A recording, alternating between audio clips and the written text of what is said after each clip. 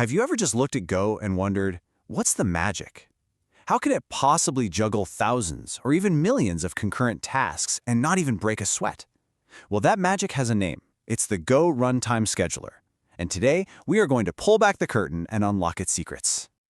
So this is the big question, right? It's not just about doing a bunch of things at once. It's about doing it efficiently, being fair to every single task, and not wasting a single cycle of CPU time. The answer is this beautifully designed system that we're about to break down piece by piece. So here's our game plan. We'll start with the big picture, what the scheduler is even trying to do. Then we'll get into its core building blocks, what's called the GMP model. After that, we'll see all the clever strategies it uses, like work stealing and preemption, before we wrap it all up with the key things you absolutely need to remember. Okay, before we dive into the how, we really need to understand the why. The entire design of Go's scheduler, every little decision, is driven by just a few really clear, really powerful goals. And here they are. These 4 goals are everything. It's all about squeezing every last drop of performance out of your CPU cores, making sure no single task gets left behind, keeping the management part of it super lightweight, and being really, really smart about what to do when a task gets stuck waiting. All right, now for the heart of it all. At the center of the scheduler are just 3 components, G, M, and P. Seriously, if you can get your head around this GMP model, you've unlocked the key to understanding how Go concurrency actually works under the hood. First up, G is for Goroutine. This is the what. It's a little piece of work you want to get done, the function you launch when you type the Go keyword. They are incredibly cheap and lightweight, which is exactly why you can have millions of them running. Next, we have M for machine. This is the who. Think of this as a real operating system thread. These are the heavy lifters, the actual workers that the OS gives you to execute code on a CPU core. And finally, the piece that ties it all together. P for processor. This is the how. The P is like a manager. It's a logical thing that grabs a Go routine and gives it to a machine to actually run. Each P has its own little queue of Go routines that are ready to go. And this right here is the golden rule. It boils everything down. You've got work to do, the Go routine. You've got a worker, the machine. The processor is the essential bridge that connects the two. No P, no execution. To make this really stick, let's think about a supermarket. The shoppers? Those are your Go routines. G, all the tasks waiting to get processed. The checkout lanes? Those are your processors P, each with its own line of shoppers. And the cashiers? Well, they're the machines. M, the actual workers serving one shopper from their lane at a time. Okay, so we've got our supermarket model. But what happens when one checkout lane is totally empty, but the one next to it has a line stretching down the aisle? An idle cashier is an idle CPU core, and that is the one thing the scheduler absolutely hates. And this is where the genius of work stealing comes in. If a processor runs out of work in its own little queue, it doesn't just sit there. Nope. It actively looks around, finds another processor that's busy, and literally steals half of its work. It's a super simple but incredibly effective way to automatically balance the load and keep every single core humming.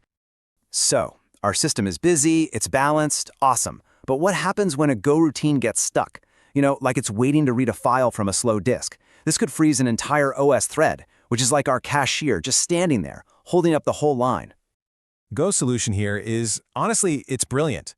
When a Go routine on a machine, let's call it M1, gets blocked, the scheduler doesn't wait. It immediately detaches its processor, the P, from that blocked machine. Then, it finds a brand new, ready-to-go machine, M2, and attaches the P to it. Just like that, the rest of the Go routines in the queue keep running on M2, while M1 is left to wait on its own. One slow task never stops the show. And for network I/O, things get even crazier. Go uses a special, highly optimized network polar. This lets a single OS thread manage thousands upon thousands of network connections without ever blocking. This little feature is a huge reason why Go is such a beast for building high-performance network services. Okay, so we've handled idle workers, we've handled slow workers, but what about a misbehaving worker? What if a Go routine gets stuck in an infinite loop and just hogs the CPU, refusing to let anyone else have a turn? This could starve every other task and even delay critical things like garbage collection.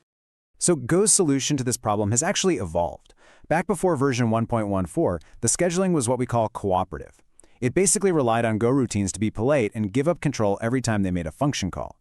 But since Go 1.14, it's become asynchronously preemptive, which is a fancy way of saying the scheduler can now step in and forcibly interrupt a task that's taking too long. This analogy makes it super clear. Cooperative scheduling is like a polite conversation. It works great until one person decides to give a long monologue and never lets anyone else speak. Asynchronous preemption is like adding a moderator to that conversation, someone who can step in and say, "Okay, your time is up," making sure everyone gets a chance to talk. It enforces fairness. So how does it actually work? Well, there's a special monitor thread called sysmon that's always watching. If it sees a Go routine that's been running for more than 10 milliseconds without giving up control, it sends a special signal. That signal tells the Go runtime, hey, interrupt this task, pause it, and let someone else run.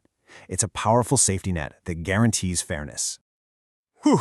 Okay, we have covered a ton of ground.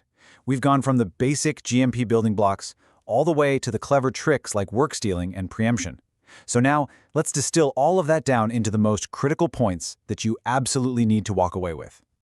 Here they are, your key takeaways. First, Go uses what's called an M2N work stealing scheduler. That's our GMP model. Second, it's incredibly smart about handling blocking calls by swapping threads. Third, since Go 1.14, it's not just cooperative, it has asynchronous preemption to guarantee fairness. And finally, this whole system isn't just for show, it's absolutely critical for performance and for enabling Go's famously fast, low-latency garbage collection. So there you have it. We've pulled back the curtain on Go's concurrency engine. It's not magic, not really. It's just a sophisticated, really elegant system that was designed from the ground up for performance and toughness. So the real question for you now is, with this deeper understanding of what's really happening under the hood, how is that going to change the way you design and write your next concurrent Go program?